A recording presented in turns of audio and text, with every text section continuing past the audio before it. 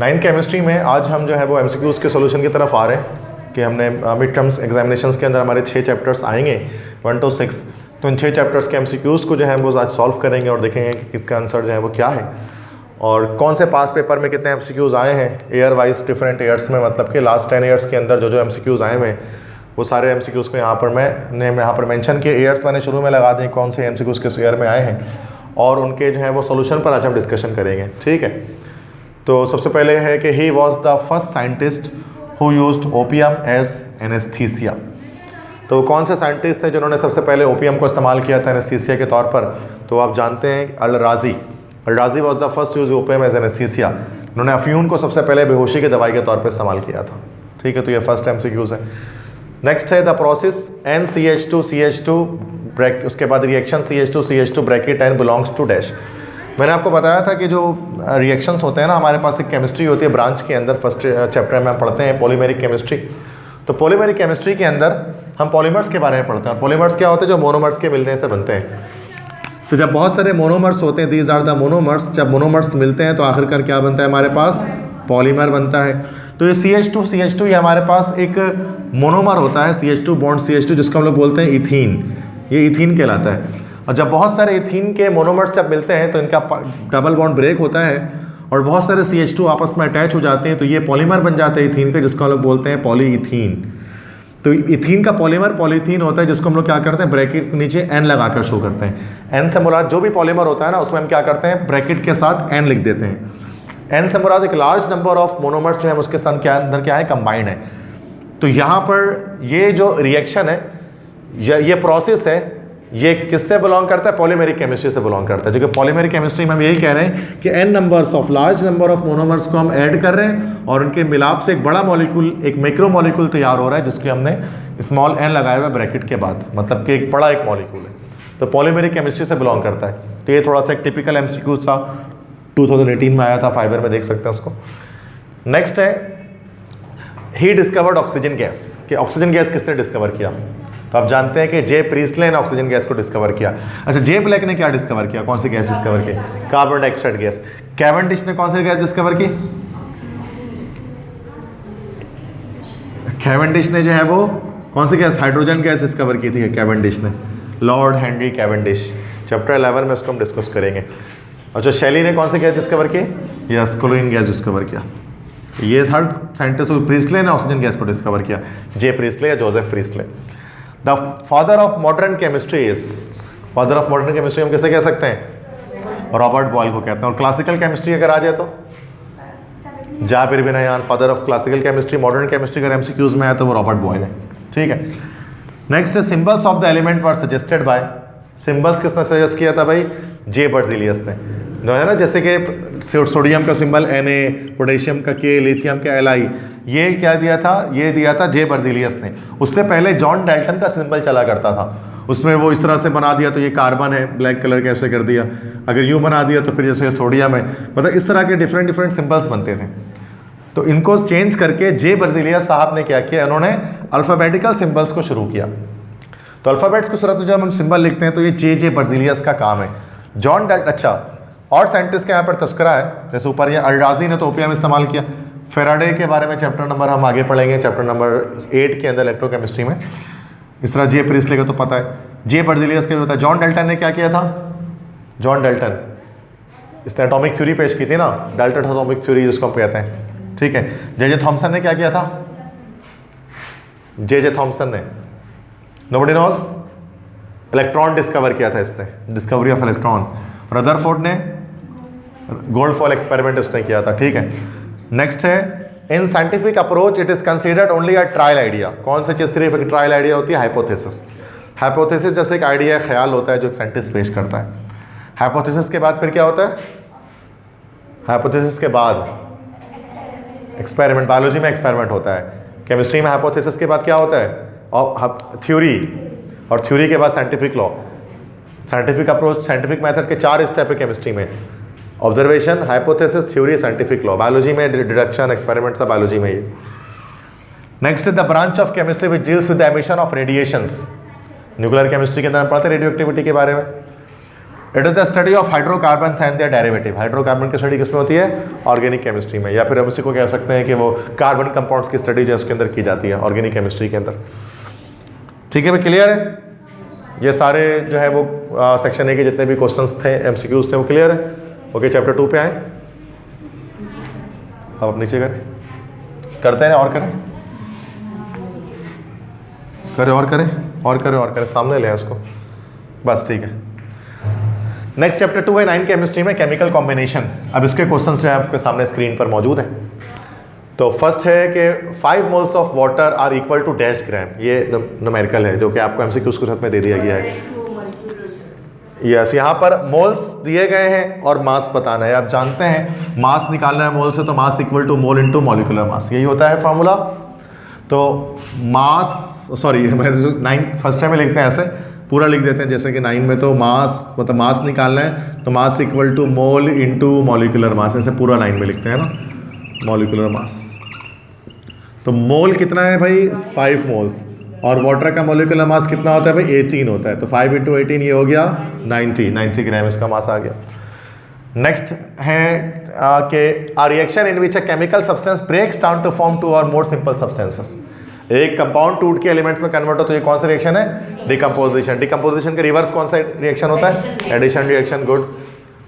In 1785 the French chemist Lavoisier presented the law of conservation of mass. Lavoisier ने पेश किया था, French chemist थे, और इस लॉ को प्रूफ किसने किया था? एक्सपेरिमेंटल प्रूफ किसने पेश किया था इस लॉ का? लैंडोल्ट, एच लैंडोल्ट ने पेश किया था। ठीक है। नेक्स्ट है molecular mass was expressed in grams is called. जब मॉलिक्यूलर मास को ग्राम में लिख दिया जाए तो फिर क्या कहलाता है? मोलर मास कहलाता है ये। ठीक है। और एम्पिरिकल फॉर्मूला ग्लूकोज का क्या होगा? ग्लूकोज का C6H12O6 इसका मॉलिक्यूलर फॉर्मूला होता है, और एक ही नंबर से काट दें, 6 1 जा 6, 6 2 जा 12, 6 1 जा 6। तो CH2O जो है वो एम्पिरिकल फॉर्मूला ग्लूकोज का। नेक्स्ट है formula that indicates the actual number of types of atom in a molecule is called molecular formula, जो एक्चुअल नंबर बताता है। अगर यहाँ एक्चुअल नंबर के बजाय रिलेटिव नंबर हो जाता तो फिर कौन सा फॉर्मूला? फिर वो एम्पेरिकल फॉर्मूला हो जाता है, सिंपलेस्ट फॉर्मूला हो जाता। तो मॉलिक्यूलर फॉर्मूला आपको एक्चुअल नंबर ऑफ एटम्स बताता है कितने हैं एक कंपाउंड के अंदर, जबकि एम्पेरिकल फॉर्मूला आपको रिलेटिव नंबर शो करता है। 44 AMU ऑफ कार्बन डाइऑक्साइड क्या है इसका? 44 AMU मोलर मास है, एटॉमिक मास है, मॉलिक्यूलर मास है, मास नंबर है। देखो अगर ये 44 AMU है तो वो क्या है? मॉलिक्यूलर मास है, क्योंकि कार्बन डाइऑक्साइड का 12 + 32 44 निकलेगा। अगर 44 ग्राम होता तो किस में ऑप्शन लगाते हैं? मोलर मास में फिर लगाते हैं। ठीक है। तो एक मॉलिक्यूलर मास को जब ग्राम में लिखा जाता है तो फिर उस सूरत में उसको मोलर मास कहते हैं। नेक्स्ट है which pair of the following molecules has the same number of protons. ये थोड़ा मुश्किल है कि कौन सी जोड़ी में नंबर ऑफ प्रोटॉन्स जो है वो सेम होंगे, सेम नंबर ऑफ प्रोटॉन्स होंगे। कौन सा पेयर ऐसा होगा जिसमें सेम नंबर ऑफ प्रोटॉन्स आपके पास होंगे? इसके लिए हम यहाँ पर जो है वो पेयर्स देख लेते हैं, ढूंढ लेते हैं, निकाल लेते हैं कि ऑक्सीजन, अच्छा, तो जब हम बात करते हैं कि लाइक ये ऑक्सीजन की बात करते हैं, सेम नंबर ऑफ प्रोटॉन, ठीक है, ऑक्सीजन O×2, एक ऑक्सीजन का एटॉमिक नंबर 8 होता है, मतलब उसके पास 8 प्रोटॉन होते हैं, तो उसके पास 16 प्रोटॉन होंगे। यहाँ पर 16 प्रोटॉन होंगे। और यहाँ पर कितने प्रोटॉन? नाइट्रोजन एटॉमिक नंबर से करेंगे, एटॉमिक नंबर कितना होता है उसका भाई? 7 होता है, 7 × 2 = 14, इसके बाद 14 प्रोटॉन होंगे, तो उसमें सेम नंबर ऑफ प्रोटॉन्स नहीं है। अब आ जाए, क्लोरीन 17 होता है एटॉमिक नंबर, 7 × 2 = 34 प्रोटॉन होंगे। ब्रोमीन तो इसका होता है आपके पास 35 × 2 = 70 प्रोटॉन, इसके भी सेम नंबर ऑफ प्रोटॉन्स नहीं होंगे। अब आ जाओ यहाँ, कार्बन का एटॉमिक नंबर कितना होता है? 6। हाइड्रोजन 1 का 1 होता है, 4 का 4 हो जाएगा, तो 6 + 4 10 प्रोटॉन इसमें होंगे।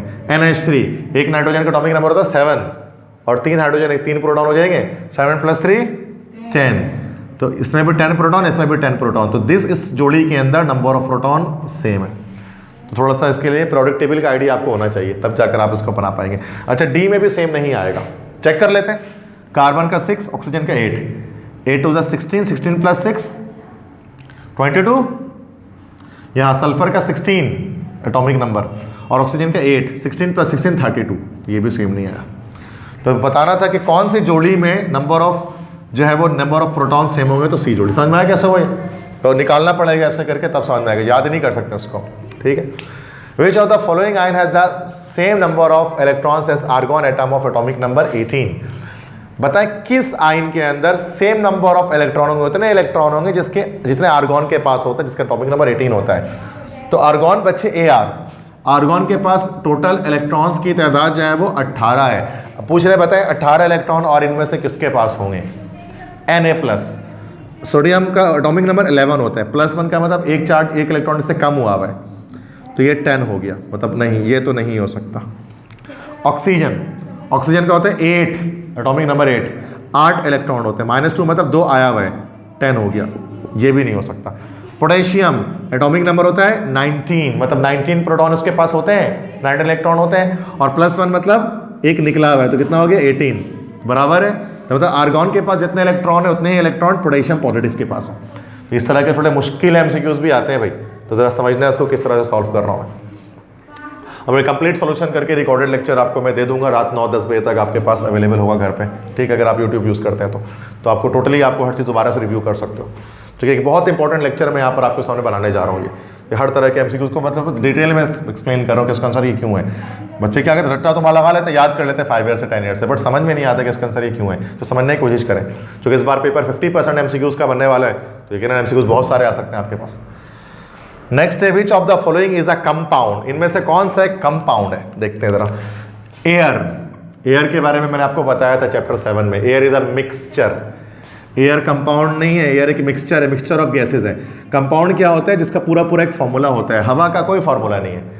Air is just a mixture of gases. Carbon, C, तो कार्बन एक मिक्सचर नहीं है, कार्बन एक कंपाउंड नहीं है, क्या है? कार्बन एक एलिमेंट है, अकेला है ना, तो कार्बन एक एलिमेंट है। ऑक्सीजन, ओ, तो ये भी तो अकेला है, तो एलिमेंट है। स्टीम, स्टीम कहते हैं भाप, और भाप क्या होता है? वाटर होता है लेकिन गैसेस स्टेट में, तो ये क्या है? स्टीम क्या है? एक कंपाउंड है ये, क्योंकि इसका फॉर्मूला है H2O होता है ना, स्टीम, भाप, आबी बुखारात, वाटर वेपर्स, तो वो तो H2O ही होते हैं, तो वो एक कंपाउंड है, बाकी कोई कंपाउंड नहीं है। सही समझ में आ गए सारे MCQ चैप्टर 2 के?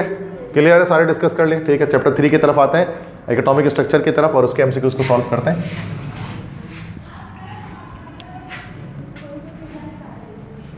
ठीक है, चैप्टर 3 है एटॉमिक स्ट्रक्चर, इस पर बात करेंगे। Okay, that's it. So chapter 3 के ये MCQ सारे यहाँ पर हैं, मल्टीपल चॉइस क्वेश्चंस। तो आज जस्ट मैं MCQs के बारे में डील कर रहा हूँ ना, बाकी क्लासों में इस तरह से मैं न्यूमेरिकल्स वगैरह पे भी डील करूँगा। फिलहाल आज जस्ट MCQs पे बात करने वाले हैं, ठीक है। तो बाकी वरना न्यूमेरिकल्स वगैरह सारे मैंने रखे हैं इसके अंदर सॉल्व करने के लिए। तो this one of the following element has the smallest atomic radius, सबसे छोटा एटॉमिक रेडियस किसका होगा इन तमाम में से? तो मैग्नीशियम, कैल्शियम, स्ट्रोंशियम, रेडियम। तो देखो ये हमारे पास प्रोडक्ट टेबल जो होता है ना, हमारे पास जो ग्रुप्स हैं, ठीक है। जब ग्रुप पे हमारे पास ये ग्रुप हमारे पास है 2A ग्रुप जैसे कि है, अब 2A ग्रुप के अंदर दिस इज बेटा, मांगे, कार, स्कूटर, पाप, उसके बाद राजी, ठीक है, ये बताया था ना इस तरह से। ओके, और याद रखिएगा कि ये पीरियड्स हैं, second period, third period, fourth period, fifth, six, seventh period. और मैंने आपको बताया था period number tells you about the number of shells, period number आपको नंबर ऑफ शेल्स के बारे में बताता है। तो जैसे जैसे हम टॉप से बॉटम आएंगे शेल्स बढ़ रहे हैं, इसके पास सिर्फ 2 शेल होंगे, इसके पास 3 शेल होंगे, इसके पास 4 शेल, 5 शेल, 6 शेल, 7 शेल। तो जब हम टॉप से बॉटम जा रहे हैं तो एटॉमिक रेडियस क्या हो रहा है? एटम का रेडियस, एटम का साइज इंक्रीज हो रहा है, इंक्रीज होता है ना। तो बेरिलियम से बड़ा मैग्नीशियम, मैग्नीशियम से बड़ा कैल्शियम, कैल्शियम से बड़ा स्ट्रोंशियम, स्ट्रोंशियम से बड़ा रेडियम, रेडियम से बड़ा बेरियम से बड़ा रेडियम। तो यहाँ पर देखो तो क्या है भाई? Magnesium, calcium, strontium, radium, smallest बोला है, तो स्मॉलेस्ट इनमें सबसे छोटा कौन सा हो गया? मैग्नीशियम हो गया, तो मैग्नीशियम में टिक लगा हुआ है, ठीक है। ओके, ये भी आपको समझ में आना चाहिए, इस तरह से समझते हैं, ठीक है। अगर बेरिलियम होता तो बेरिलियम को टिक कर देते हैं क्योंकि उससे भी छोटा है। Which pair of the following molecules have the same number of protons? वो अभी पीछे बात गई थी, ये वही वाली बात है, ये तो हमने पढ़ लिया। सेम नंबर ऑफ प्रोटॉन कैसे बताते हैं? It is the heaviest particle in an atom, atom के अंदर हैवीएस्ट पार्टिकल कौन सा होता है? तो न्यूट्रॉन सबसे ज़्यादा हैवीएस्ट होता है इलेक्ट्रॉन और प्रोटॉन के मुकाबले में। इलेक्ट्रॉन जो होता है वो होता है दैट इज 9.11 10 की पावर -31। प्रोटॉन का जो होता है 1.67 × 10 की पावर -27 kg, इतने का होता है। और जो न्यूट्रॉन होता है 1.76 × 10 की पावर -27 kg। ये वेट है डिफरेंट एटॉमिक पार्टिकल्स के।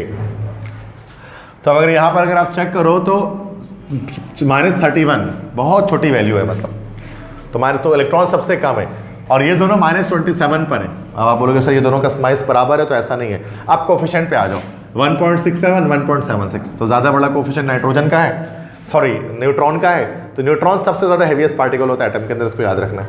बस ये याद रखें कि न्यूट्रॉन हैवीएस्ट है। न्यूट्रॉन के बाद प्रोटॉन, प्रोटॉन के बाद इलेक्ट्रॉन, इलेक्ट्रॉन के बाद फोटॉन, फोटॉन का तो मास होता ही नहीं है, ये मासलेस पार्टिकल होता है आपके पास, इसका मास कोई नहीं होता है, लाइट के अंदर होता है फोटॉन मौजूद, ठीक। Next, the electronic configuration of sodium ion is similar to this noble gas. Na+ ion की इलेक्ट्रॉनिक कॉन्फ़िगरेशन इस एक नोबल गैस की तरह होगी। Na+, सोडियम का एटॉमिक नंबर तो 11, और Na+ का मतलब क्या हो गया, इसका एक इलेक्ट्रॉन निकल गया, 10 इलेक्ट्रॉन। अब आपको देखना है कि एटॉमिक नंबर 10 किस नोबल गैस का होता है। तो यहाँ देखें, हीलियम का एटॉमिक नंबर होता है 2, नियॉन का होता है 10, आर्गॉन का होता है 18। तो यहाँ नियॉन उसका आंसर हो जाएगा कि नियॉन के पास भी 10 इलेक्ट्रॉन्स होते हैं, और Na+ आयन के पास भी 10 इलेक्ट्रॉन होता है। सोडियम के पास तो 11 होता है, लेकिन एक इलेक्ट्रॉन निकलता है तो फिर वो Na+ आयन बन जाता है। Next, it is not an isotope of oxygen. Oxygen के 3 आइसोटोप होते हैं, देखो हाइड्रोजन के 3 आइसोटोप हैं, H11, H12, H13। आइसोटोप्स क्या होते हैं, सेम एटॉमिक नंबर पर different atomic masses are called isotope. तो हाइड्रोजन के 3 आइसोटोप होते हैं, ऑक्सीजन के भी 3 होते हैं, एक 612 होता है, एक 613 होता है, और एक 614, मतलब इस तरह से होते हैं। तो मतलब सॉरी 8 होता है ना, 816, सॉरी 816 होता है, 817 होता है, 818 होता है, 816, 817, 818, 819 नहीं होता, तो ये इसका आइसोटोप नहीं है। नेक्स्ट है, the nucleus of an atom consist of, nucleus के अंदर क्या होता है एटम के, प्रोटॉन और न्यूट्रॉन, ये 2 चीज़ें होती हैं न्यूक्लियस के अंदर। इलेक्ट्रॉन क्या होता है, आउटसाइड द न्यूक्लियस शेल में घूम रहा होता है, ऑर्बिट में। Which particle is the lightest in the following, सबसे हल्का कौन सा है, तो सबसे भारी अगर न्यूट्रॉन है, सबसे हल्का हमने बताना पड़ता है इलेक्ट्रॉन होगा, lightest particle. The heaviest of the following particle is, इनमें सबसे हैवीएस्ट पार्टिकल कौन सा, इलेक्ट्रॉन, प्रोटॉन, न्यूट्रॉन। अब इसमें न्यूट्रॉन को निशान नहीं लगाना है, चूंकि यहाँ पर हमारे पास अल्फा पार्टिकल्स होते हैं ना, अल्फा पार्टिकल असल में हीलियम न्यूक्लियस की सूरत में फैलते हैं। हीलियम न्यूक्लियस का क्या मतलब हो गया, He24। He24 मतलब 2 प्रोटॉन और 2 न्यूट्रॉन। तो एक अल्फा पार्टिकल का वजन 2 प्रोटॉन और 2 न्यूट्रॉन के वजन के बराबर होता है। इस वजह से क्या, तो इन सबसे ज़्यादा भारी इलेक्ट्रॉन, प्रोटॉन, न्यूट्रॉन से ज़्यादा भारी क्या होगा, अल्फा पार्टिकल, क्योंकि अल्फा पार्टिकल में 2 प्रोटॉन और 2 न्यूट्रॉन का मास मिक्स हो गया, क्योंकि वो हीलियम का न्यूक्लियस है। Next, which of the following element has electronic configuration K2 L8 M2।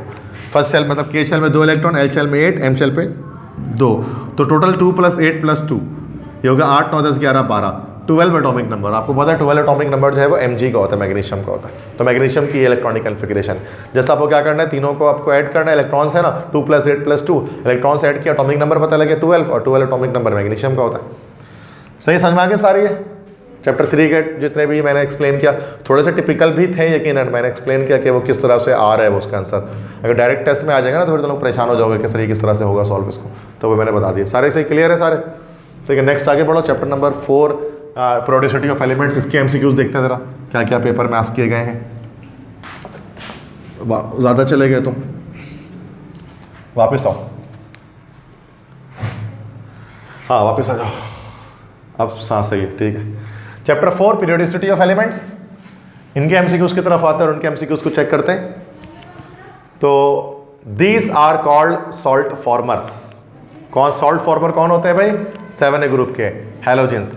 तो क्या हैलोजेंस का मतलब भी होता है, हैलो मतलब होता है सॉल्ट और जेन मतलब होता है फॉर्मर।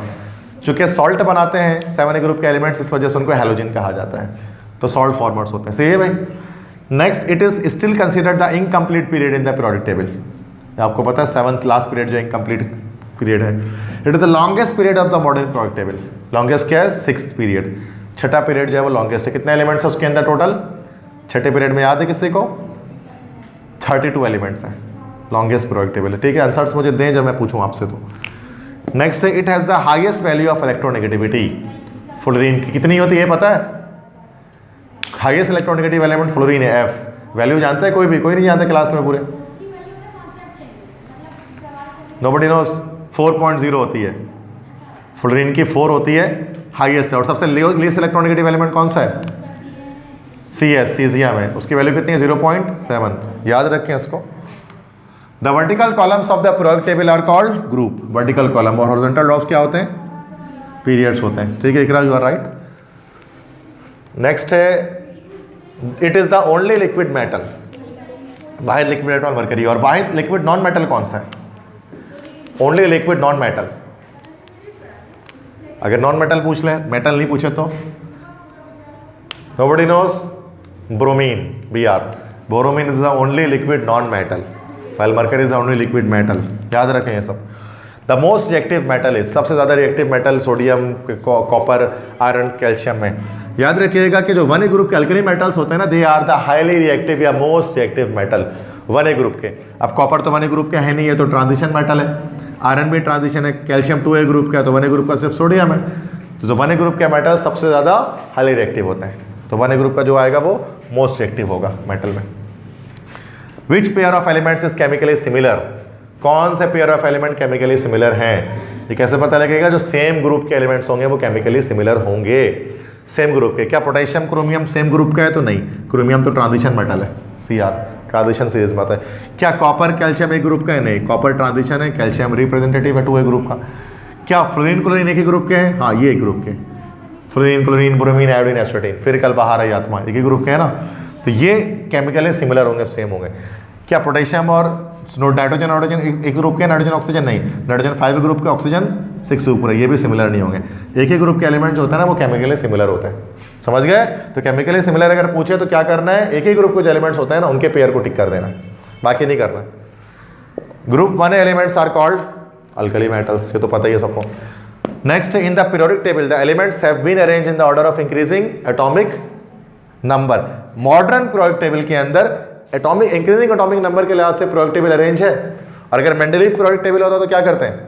आंसर में अगर लिखा होता मेंडलीव पीरियोडिक टेबल एलिमेंट्स किस ऑर्डर में अरेंज है, तो वहाँ क्या करते हैं? यस यस, एटॉमिक मास करते हैं फिर वो, ठीक है ना। और अगर लिखा होता लोदर मेयर पीरियोडिक टेबल तो भी एटॉमिक मास। सिर्फ मॉडर्न पीरियोडिक टेबल है जो एटॉमिक नंबर पे बना हुआ है, बाकी कोई नहीं। इसके बारे में हमने चैप्टर में डिटेल में पढ़ा है, चैप्टर 4 में। नेक्स्ट है, which of the following is a good conductor of heat and electricity. भाई गुड कंडक्टर वो होगा जो क्या मेटल होगा, जो मेटल होंगे वो गुड कंडक्टर होंगे। यहाँ देखिए, कार्बन नॉन मेटल है, हाइड्रोजन नॉन मेटल है, क्लोरीन गैस है, नॉन मेटल है, और कॉपर मेटल है, ट्रांजिशन मेटल, तो कॉपर गुड कंडक्टर है ना, तभी तो कॉपर से तार बनाए जाते हैं। Next, Mendeleev periodic table contains period. Mendeleev के पीरियोडिक टेबल में कितने पीरियड्स हैं? 12 पीरियड्स। और ग्रुप्स कितने थे मेंडलीव के पीरियोडिक टेबल में? 8 ग्रुप्स थे। यस, क्लियर है भाई? चैप्टर 4 सारे समझ में आ गए, इजी। नेक्स्ट करें चैप्टर 5 केमिकल बॉन्डिंग। कल ही तो टेस्ट दिया इसका।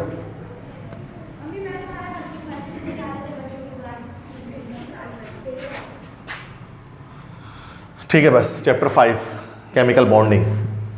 This bond is also called electrovalent bond. तो कल परेशान हो गए तुम लोग इसमें। आयनिक बॉन्ड को इलेक्ट्रोवैलेंट बॉन्ड कहते हैं ना, ठीक है। आयनिक बॉन्ड इलेक्ट्रोवैलेंट बॉन्ड बात देखिए, it is an ionic compound. Ionic compound में मैंने बताया था कि आयनिक कंपाउंड में मेटल लाजमी होगा। कोई मेटल नहीं है, कोई मेटल नहीं है, कोई मेटल नहीं है, इसमें मेटल है सोडियम, तो NaCl एक आयनिक कंपाउंड है। जब मेटल दिख जाए तो आयनिक कंपाउंड है। मेटल नहीं हो, और मेटल कैसे पहचान में आता है? यम, सोडियम, बताया हुआ है ना। The force which holds atoms together in a molecule or crystal is called chemical bond. Which of the following is the polar molecule? कौन सा polar molecule है? मैंने क्या बताया था? अगर different atom से मिलकर बना तो polar है। तो different atom से कौन का मिलकर बन रहा है? ये different atom से बन रहा है, ये same atom से बन रहा है। same atom से non polar, different से polar, simple। The bond between hydrogen and chlorine is, HCl के बीच का bond covalent तो होता है। कौन सा covalent होता है? polar का non polar? तो डिफरेंट आइटम है तो फिर पोलर कोवेलेंट बॉन्ड, बताया तो अभी। नेक्स्ट है, coordinate covalent bond is always found between the two unlike item. हमेशा दो अलग आइटम्स के बीच में बन रहे होते हैं। डिफरेंस भी हमने किया था, कोवेलेंट और कोऑर्डिनेट कोवेलेंट। कोवेलेंट हमेशा दो सेम में कोवेलेंट सेम और अनलाइक और लाइक दोनों में बन सकता है, लेकिन कोऑर्डिनेट कोवेलेंट या डेटिव कोवेलेंट बॉन्ड सिर्फ अनलाइक आइटम में, डिसिमिलर आइटम में बन सकते हैं। एक डोनर होता है, एक एक्सेप्टर होता है, ऐसे ही होता है। Next, which of the following compound contains all the 3 types of chemical bond? Ionic, covalent, coordinate, covalent. किसके अंदर तीनों तरह के बॉन्ड होंगे? तो वो NH4Cl के अंदर तीनों तरह के बॉन्ड्स मौजूद होंगे। अब किस तरह से होते हैं कि देखो, नाइट्रोजन है और इसने 3 तरफ से हाइड्रोजन से बॉन्ड बनाया हुआ है, ठीक है, NH3 हो गया, और फिर एक H+ होता है, उस H+ के साथ ही कोऑर्डिनेट कोवेलेंट बॉन्ड बना कर रखता है, और इस पूरे पे प्लस चार्ज होता है, कैटाइन होता है, फिर Cl- होता है। तो यहाँ पर कोवेलेंट बॉन्ड है, ये कोऑर्डिनेट कोवेलेंट बॉन्ड है, और ये प्लस माइनस कैटायन आयन की इलेक्ट्रोस्टैटिक अट्रैक्शन, ये आपका आयनिक बॉन्ड है। तो NH4Cl एक ऐसा कंपाउंड है केमिस्ट्री का जिसमें तीनों तरह के कोवेलेंट बॉन्ड, तीनों तरह के आयनिक बॉन्ड पाए जाते हैं, तीनों तरह के केमिकल बॉन्ड पाए जाते हैं, आयनिक, कोवेलेंट, कोऑर्डिनेट कोवेलेंट, तीनों। Clear? The bond in MgO के अंदर जो बॉन्ड है आयनिक होगा, वो आयनिक को हम लोग दूसरा नाम क्या कह सकते हैं? Electrovalent bond. सही है? सारे MCQs क्लियर? कोई मसला किसी MCQs में? No issues right now. Next आगे बढ़े। अगर से हमने अपना 60% रिड्यूस सिलेबस से कोर्स कवर किया, बट MCQs सारे हो जा रहे हैं। ओके ठीक है, चैप्टर 6 देखते हैं, कुछ ही MCQs इसके हैं चैप्टर 6 के।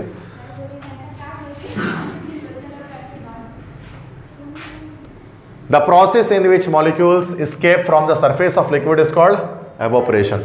कि लिक्विड के मॉलिक्यूल्स गैस बनकर जो सरफेस से जा रहे होते हैं तो उसको हम evaporation कहते हैं। The state of matter having definite shape and volume is known as solid, fixed shape, fixed volume। Neither definite shape nor definite volume is the property of gas। The definite shape and the definite volume।